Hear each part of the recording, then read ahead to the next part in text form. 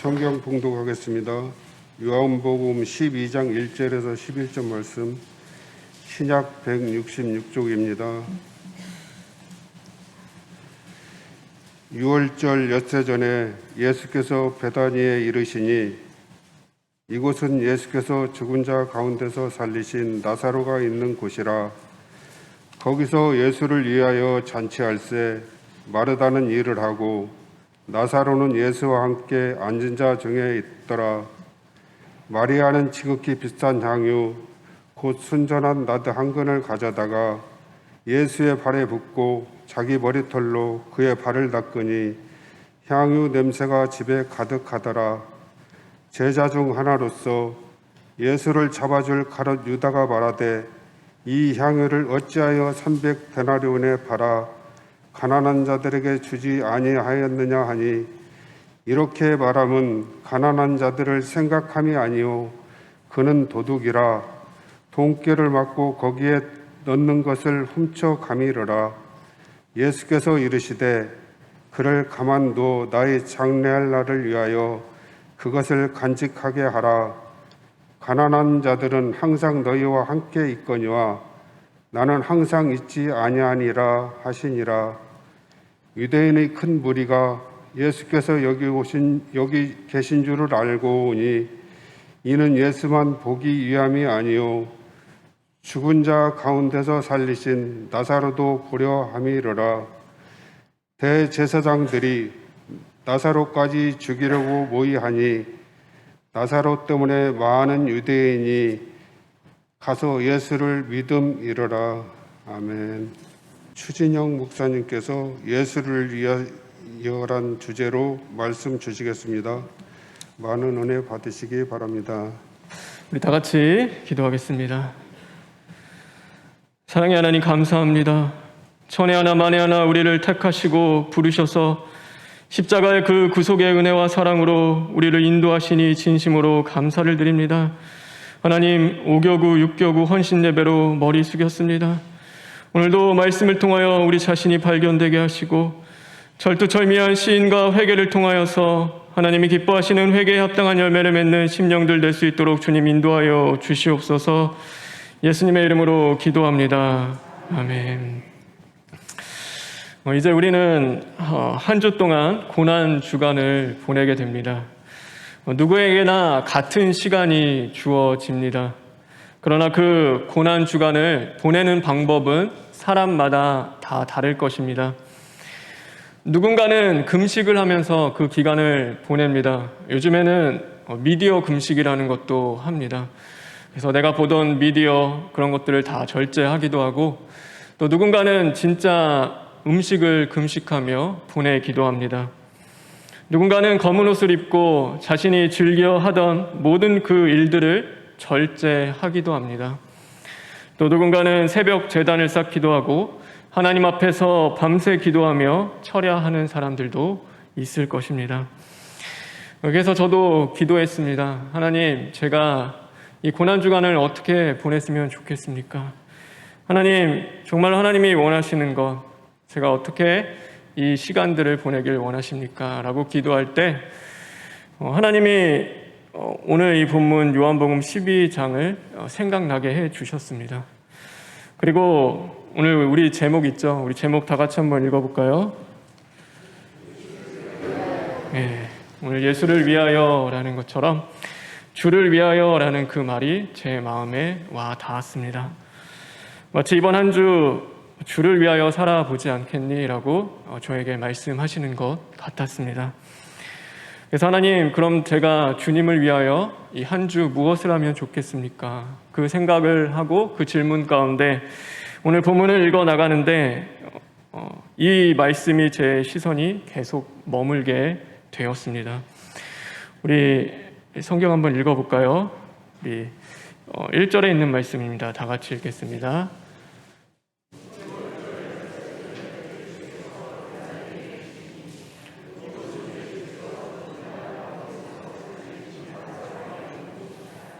네, 1절의 말씀에 보면 이곳은 예수께서 죽은 자 가운데서 살리신 나사로가 있는 곳이라 라는 그 말씀이 있습니다. 이 말씀이 계속 묵상이 되고 이 말씀이 제 마음에서 머물게 되었습니다. 베다니는 예수님께서 죽으셨던 그 나사로를, 그러니까 죽은 나사로를 다시 살린 곳이 이 베다니입니다. 그리고서 딱 한 가지 단어가 떠올랐습니다. 그것은 바로 생명이었습니다. 마치 하나님이 그러시는 것 같았습니다. 세상의 모든 것이 다 내 것인데 네가 뭘 더 한다고 덜 한다고 그것이 그렇게 중요하겠니? 내가 원하는 것은 내가 생명을 얻는 것이다. 그렇게 저에게 말씀하시는 것처럼 제 마음에 와 닿았습니다. 그리고 제 자신을 돌아보았습니다. 내가 정말 목회자인데 내가 하나님의 부르심을 받아 이 사명을 감당하고 있는데 정말 생명 있는 목회를 내가 하고 있는가? 내가 가정에서는 남편이고 또 두 딸의 아버지인데 내가 그 가정에 생명 있는 아버지요 남편으로서 가정을 이끌어 가고 있는가? 그런 제 자신을 돌아보게 되었습니다. 근데 그렇게 생각해 보니 제가 그러지 못할 때가 더 많다라는 제 자신이 발견되었고, 그래서 하나님 앞에 기도했습니다. 하나님, 이 고난주가 주를 위해서 제가 무엇을 드리는 것보다 오늘 주를 위하여 생명 있는 목회자 되게 해 주십시오. 생명 있는 남편 되게 하시고 아버지 되게 하시고 생명 있는 하나님의 성도 되기를 원합니다 라는 것이 저의 기도 제목이었습니다.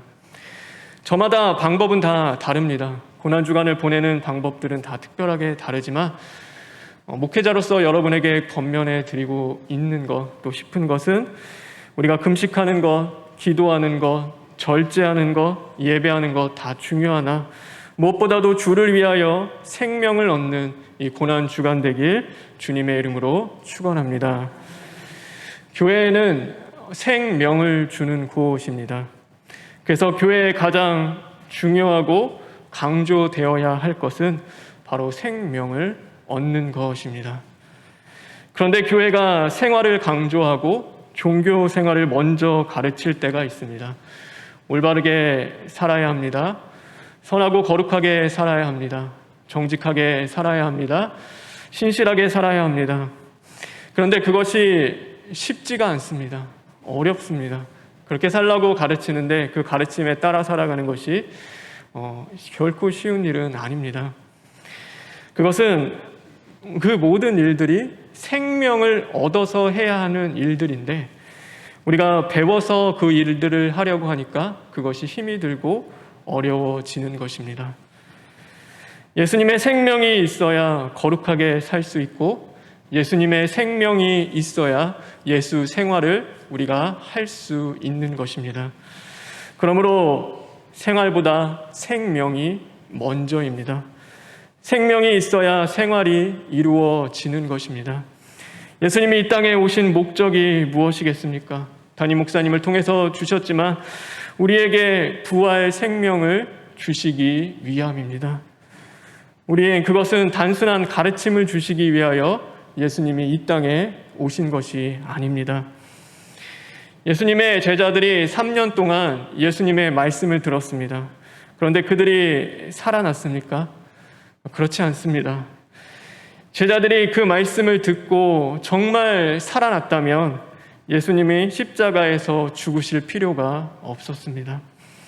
제자들을 살리는 것은 그 예수님이 전해던 말씀이 아니라 십자가에서 죽으시고 부활하신 예수님이셨습니다.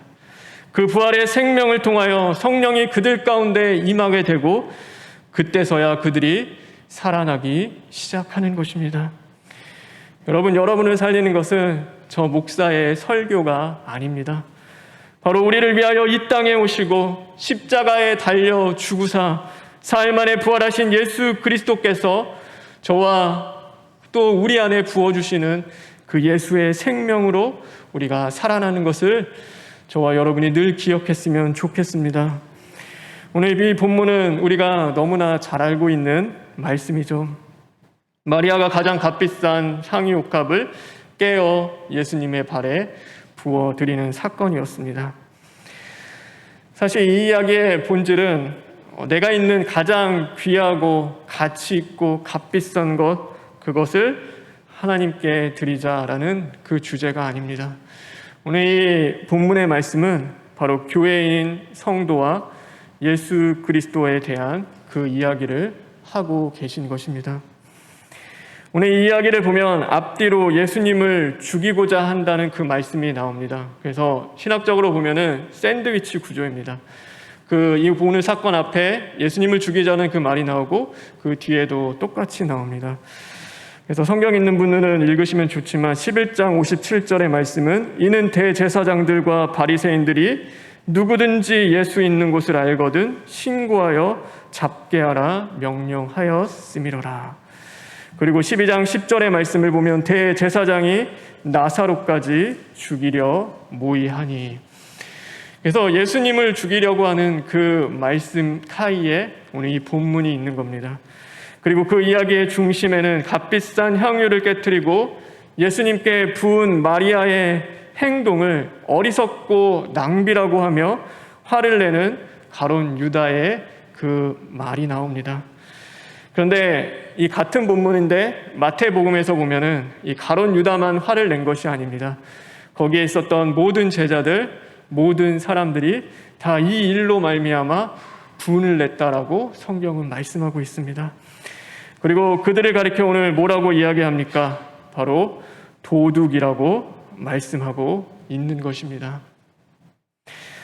그래서 도둑은 예수님을 팔려는 가룟 유다만이 아니라 자신이 바라는 메시아가 있고 또 예수님을 이용하려는 자들, 예수님의 덕을 보려는 자들인 것입니다. 다시 말해 자기를 위하여 살아가는 자들을 오늘 이 성경은 도둑이라고 말씀하는 것입니다.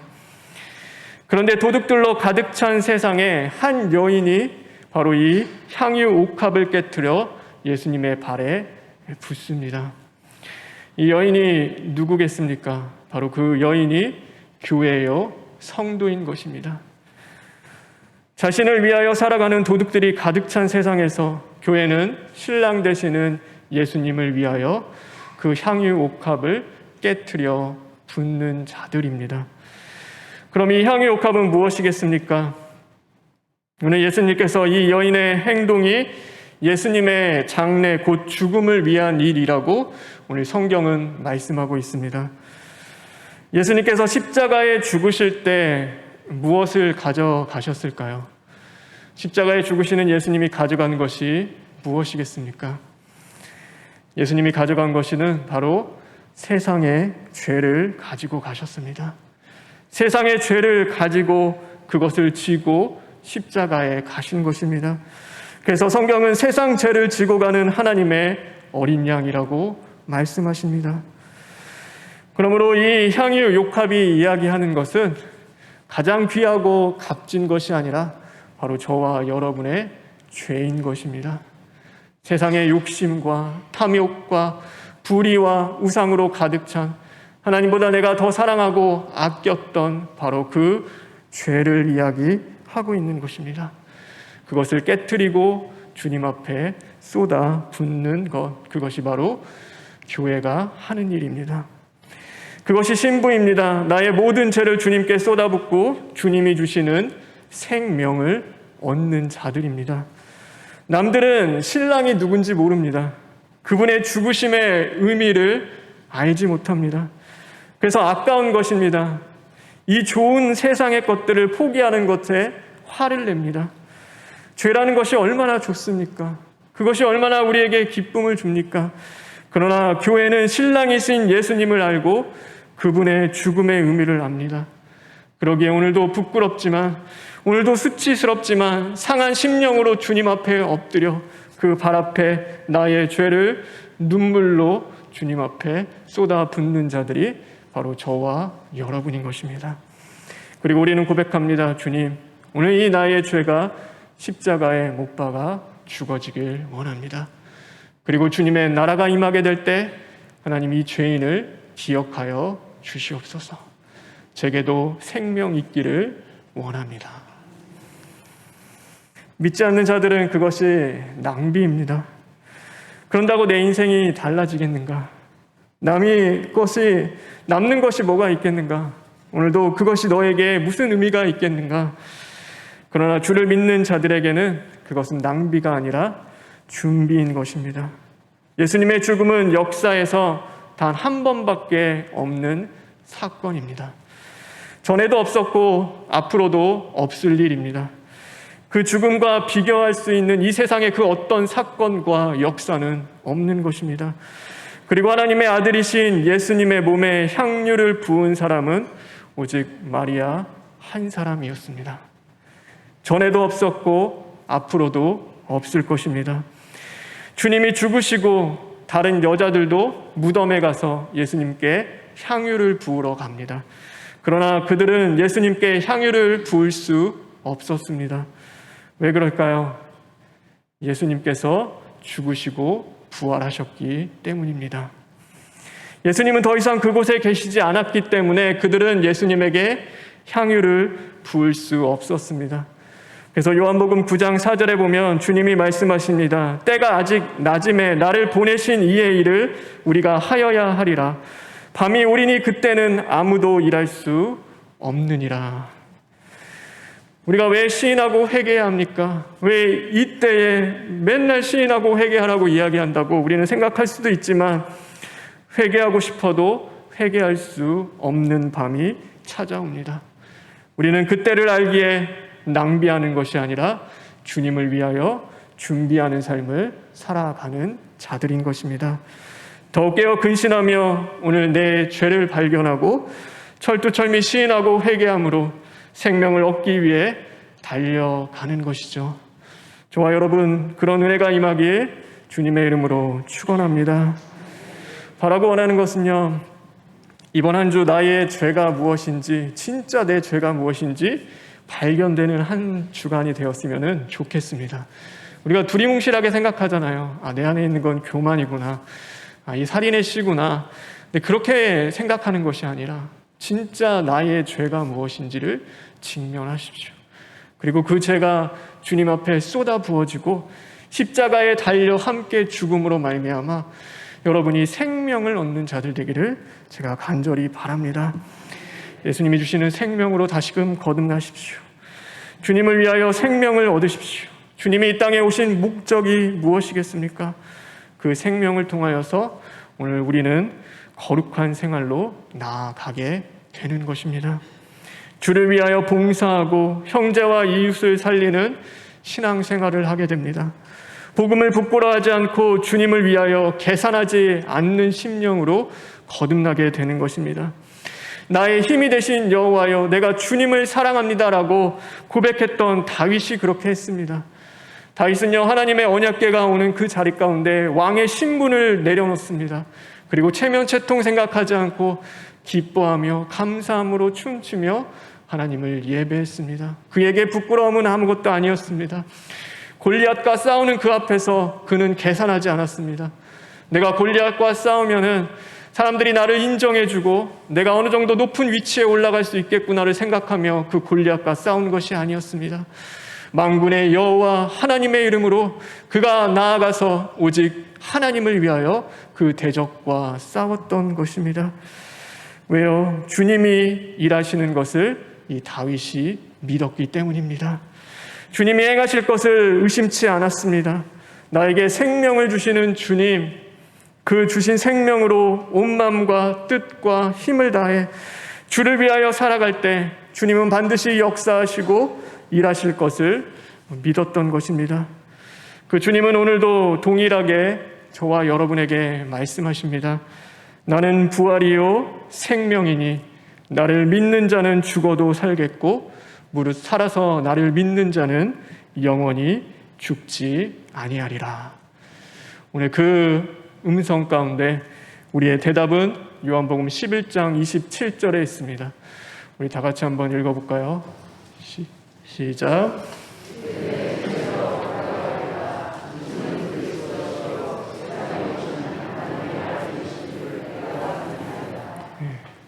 이 고백이 저와 여러분의 고백되기를 간절히 바랍니다.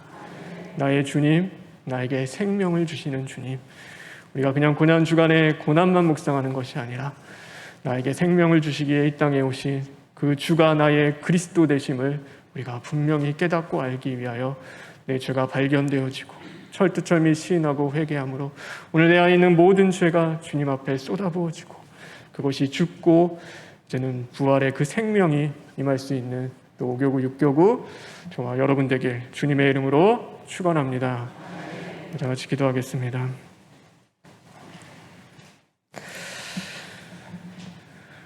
하나님 감사합니다. 나를 위하여 살던 삶을 내려놓고 주를 위하여 살아가는 한 주 되게 하여 주시옵소서. 주님을 위하여 생명 얻기 위하여 끝까지 달려가는 심령들 되게 하여 주시옵시고 내 안에 있는 죄악들이 진짜 죄가 무엇인지 드러나 발견되게 하는 한 주가 되기를 간절히 원합니다. 그러므로 이제는 주님께 그 죄를 다 쏟아내고 철두철미 시인하고 회개하여 십자가에 못 박아 죽어지는 역사가 임하게 하시고 그러므로 이제는 부활의 생명을 다시금 얻고 그 생명으로 거룩한 생활로 나아갈 수 있는 심령들 될 수 있도록 주님 만들어 주시옵소서. 오늘 것 주님께 부탁드리며 예수님의 이름으로 기도합니다. 아멘.